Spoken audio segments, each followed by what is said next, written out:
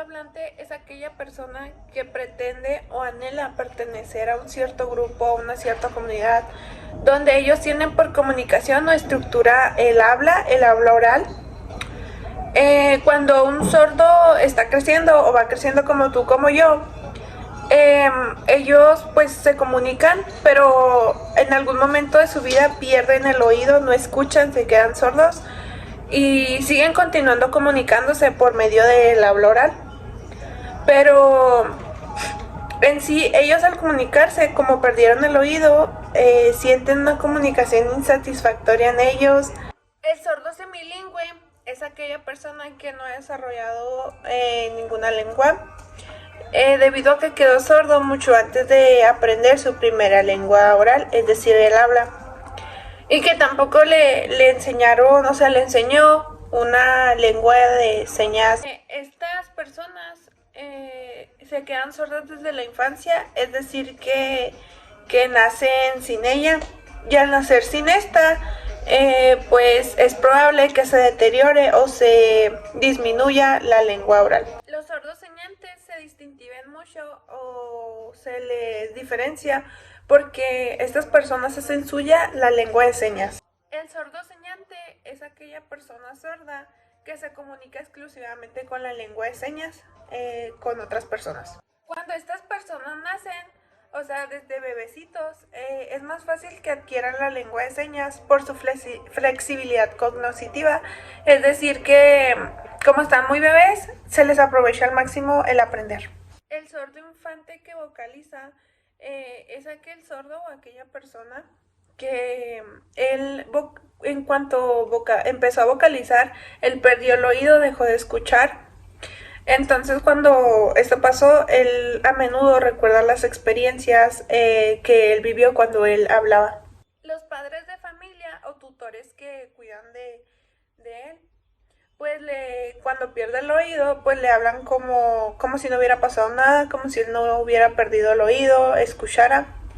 Y pues al momento de empezar a comunicarse así, se le considera como un hispanohablante. El sordo hablante en la adolescencia es aquella persona o adolescente sordo que sufre un retraso al español, y cuando este se le compara con una persona no sorda, que obviamente sea adolescente, se ve que tanto se trabajó en la etapa de la niñez, si perdió el oído o no, si cómo fue pues, y también se ve qué tanto fue el aislamiento sociolingüístico, si interactuó con otras personas o no, se comunicó, y también principalmente se compara para ver cómo fue desarrollando lo escrito, o sea, si sabe escribir.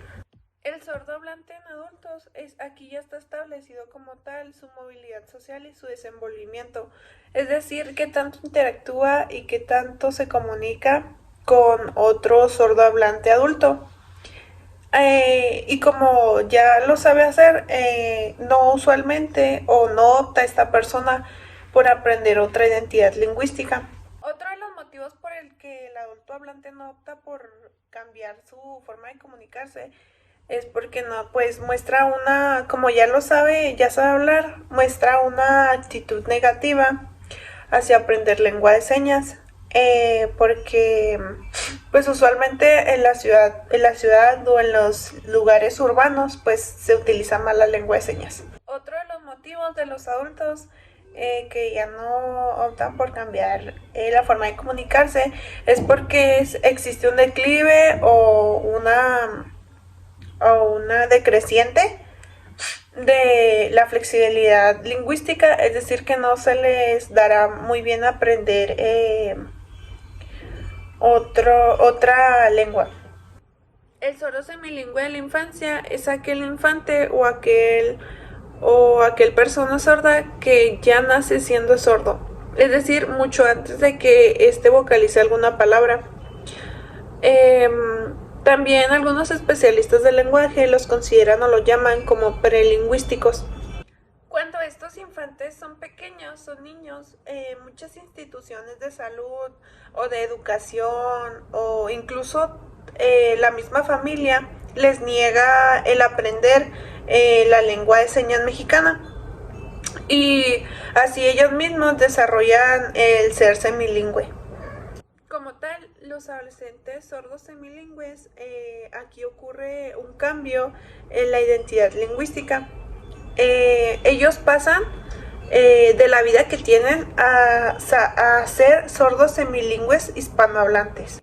Aquí también es muy importante que los adolescentes sordos semilingües constituyen una gran parte de la población. El sordo semilingüe en la adultez pues es una persona que sufrió cambios y tiene discapacidad del lenguaje, desgraciadamente también en la vida social, por el hecho de la discriminación o no la inclusión. Son adultos que siendo sordos desde la infancia pues no tuvieron oportunidad de dejárselo en ningún momento, y que también pues existe, como en todos los adultos, un declive de la flexibilidad cognitiva al momento de aprender.